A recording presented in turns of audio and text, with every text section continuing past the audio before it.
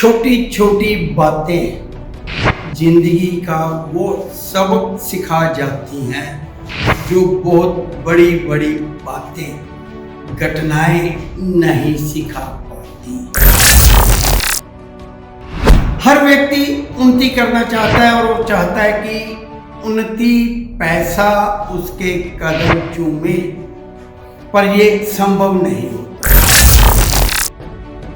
ग्रहों की चाल है, हम जब ग्रहों के उलट चलेंगे नुकसान में रहेंगे।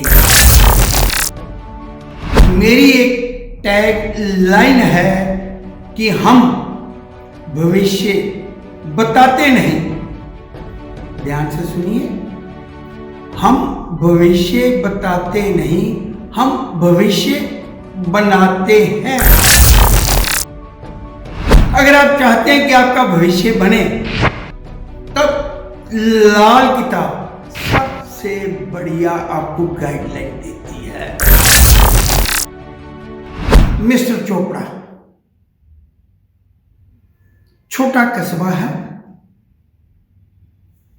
कचौरी और जलेबी उसकी इलाके में मशहूर है। बगल में एक बड़ा शहर है, वहां तक उसका नाम है। उस शहर के नामी ग्रामी व्यक्ति उसके पास जाते हैं जलेबी खाने, कचौरी खाने। कोई नुकसान नहीं, कोई दिक्कत नहीं, बहुत बढ़िया काम चल रहा है। अब एक व्यक्ति जो शहर से आया है, थोड़ा सा उसका जानकार है, कहते हैं यहां क्या कर रहे थे?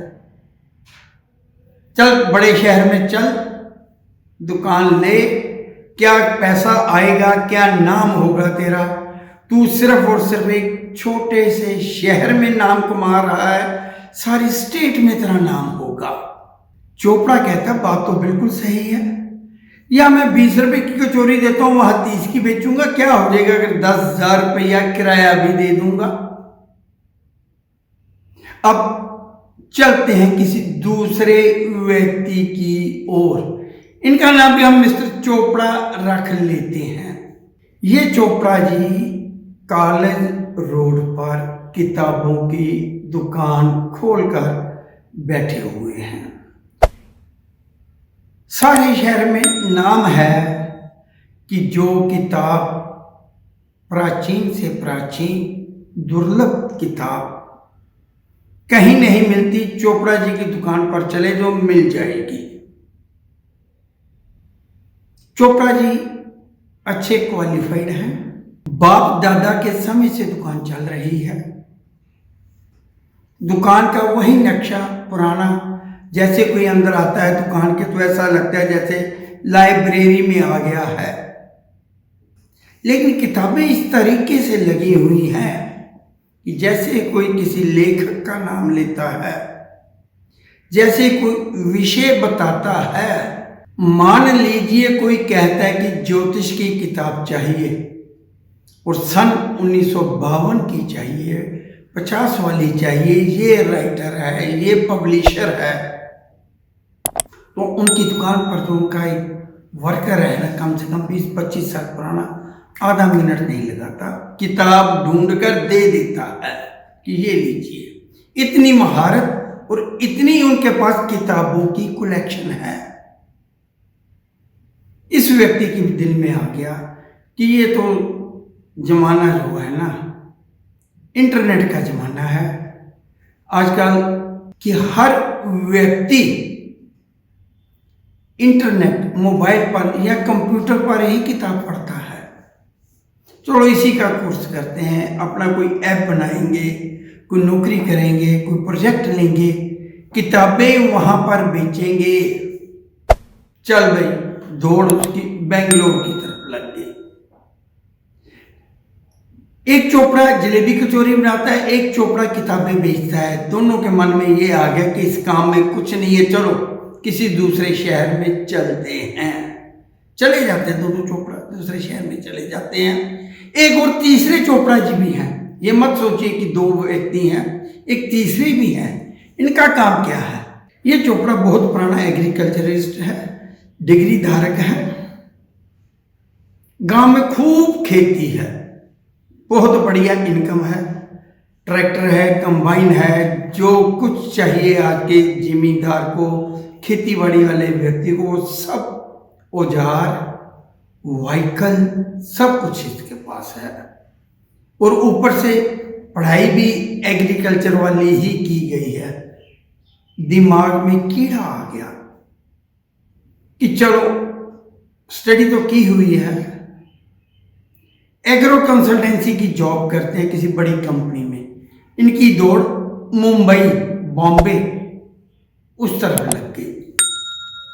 नौकरी करेंगे, खेती बाड़ी नहीं करेंगे।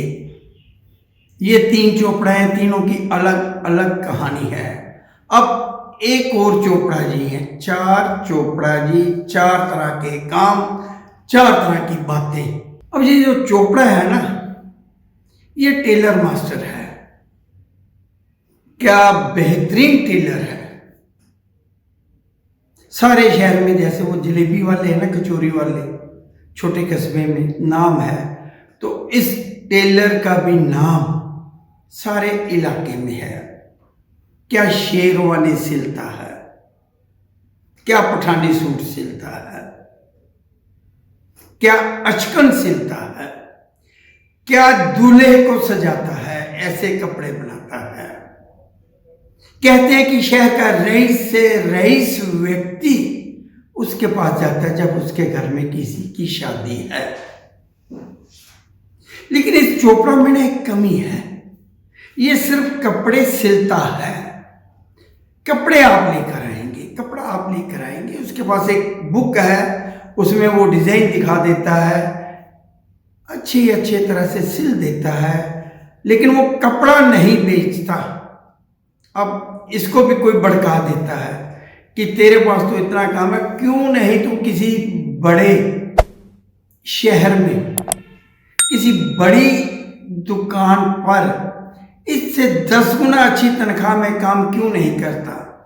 चल सूरत, वहां टेक्सटाइल इंडस्ट्री बहुत ज्यादा है, कोई ना कोई वहां रेडीमेड कपड़े का काम करने वाला तेरे को तेरी कारीगरी के अनुसार रख लेगा। ये सारी बातें जो हो रही है ना, एक मीडियोकर व्यक्ति की हैं। सबके मन में लालसा होती है कि वो बड़ा व्यक्ति बने, बड़ा व्यक्ति बने और हर व्यक्ति उसको पहचाने। लेकिन इन सब में एक ग्रह कॉमन है, एक ग्रह कॉमन है जो ये बात करवा रहा है, जो मन में ये इच्छा भर रहा है कि निकल निकल यहां से निकल। लेकिन इसी ग्रह के लिए एक बात लाल किताब में लिखी गई है।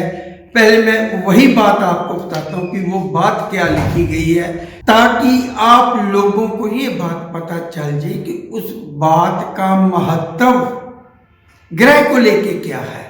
तो निकालता हूं किताब की, PDF फॉर्म में है, मेरे फोन में है, और मैं आपको वही बात पढ़ के सुनाता हूं।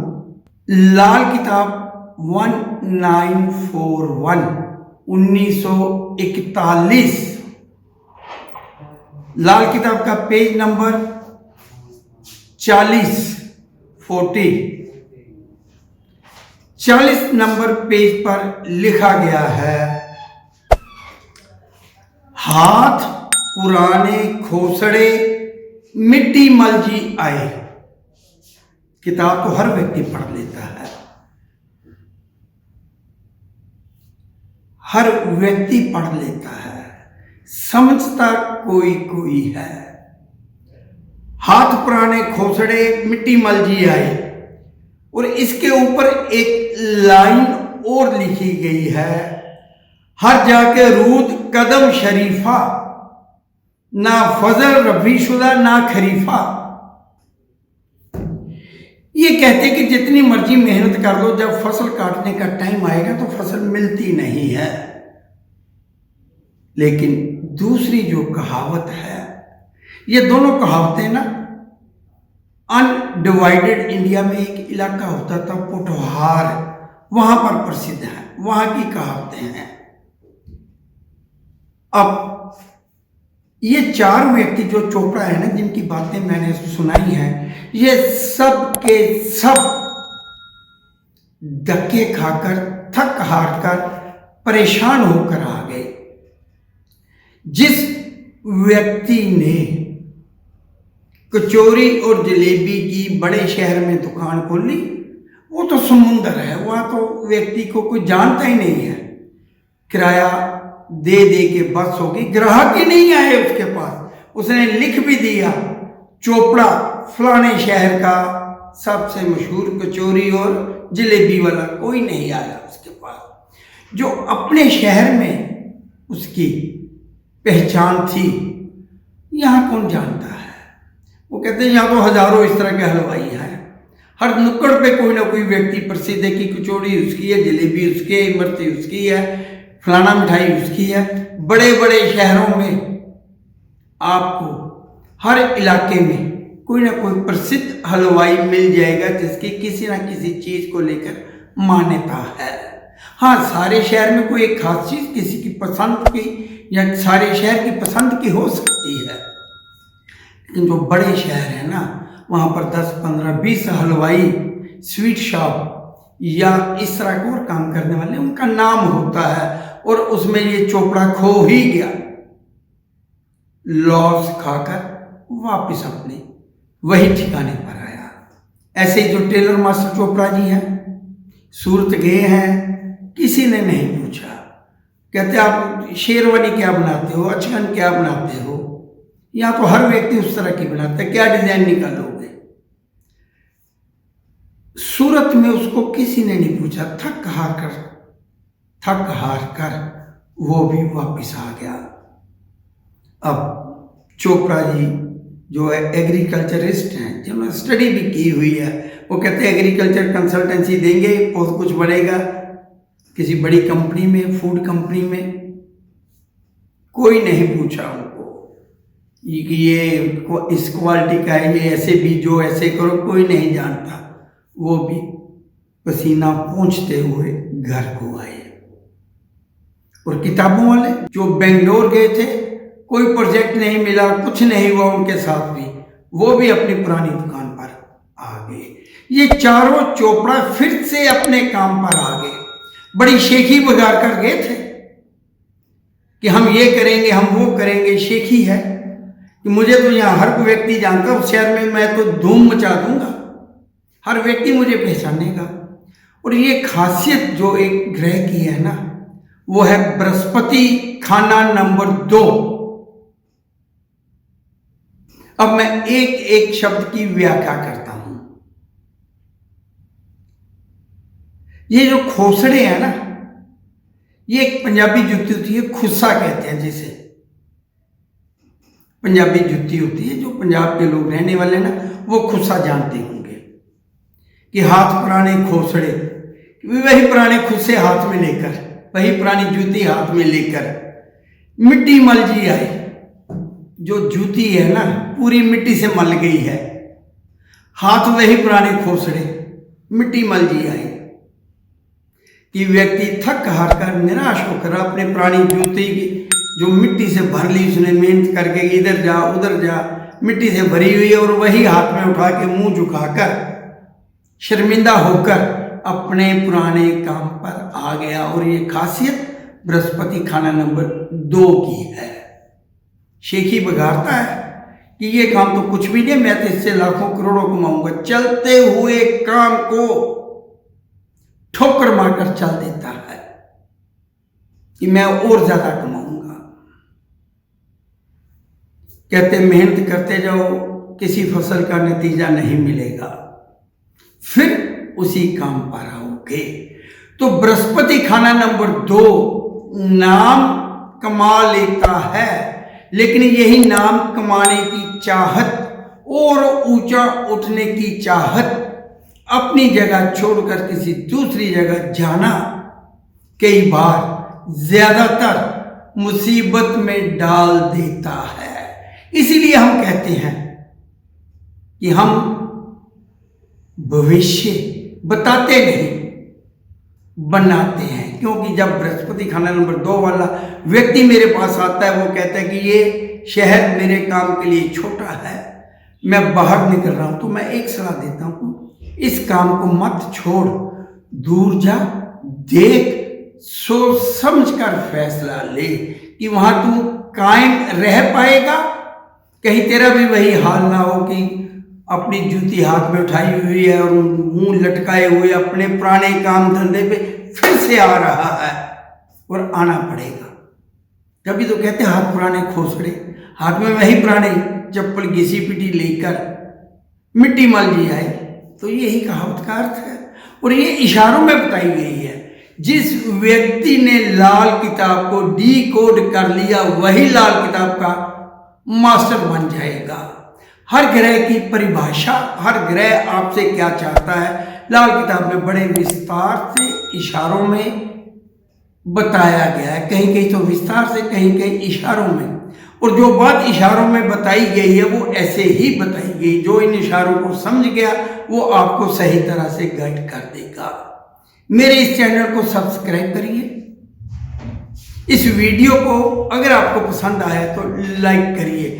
और जाते जाते एक बात और, बृहस्पति खाना नंबर 2 नाम अगर कमा लिया है, संतुष्ट हो जाइए, संतुष्ट हो जाइए। नाम कमा लिया है तो दान पुण्य की आदत भी डाल लीजिए। यहां साथ के साथ ये भी लिखा है कि दान पुण्य कर्म तो ये सोने की तार की तरह बढ़ाता जाएगा। ये व्यक्ति बढ़ता जाएगा। जैसे सोने की तार होती है ना, तो सुनार लोग उसको बढ़ा देते हैं। इतनी सी तार इतनी जगह पे लग जाती है। व्यक्ति इतना सा है लेकिन सारे कुनबे के काम आ जाता है। इसकी बनाई हुई चीज, इसकी बनाई हुई वस्तु लोग तो पसंद करते ही करते हैं, लेकिन सारा कुनबा, सारा परिवार यही व्यक्ति बना देता है। जैसे सोने की तार बढ़ जाती है ना, ऐसे ही अपना कुनबा अपने आप को सारे इलाके में, सारी दुनिया में नामवर बना लेता है। लेकिन लालच, स्ट्रगल हमेशा बढ़ा देगा, बल्कि वही ढीला सा मुंह लेकर, मुंह लटकाए हुए अपने पुराने काम पर लौटेगा। मेरे साथ बने रहने के लिए मैं आप सबका धन्यवाद करता हूं। अगले वीडियो में किसी और विषय को लेकर अगर कोई शेर व शायरी लाल किताब की मिली तो उसकी व्याख्या आपके समक्ष जरूर करूंगा। नमस्कार।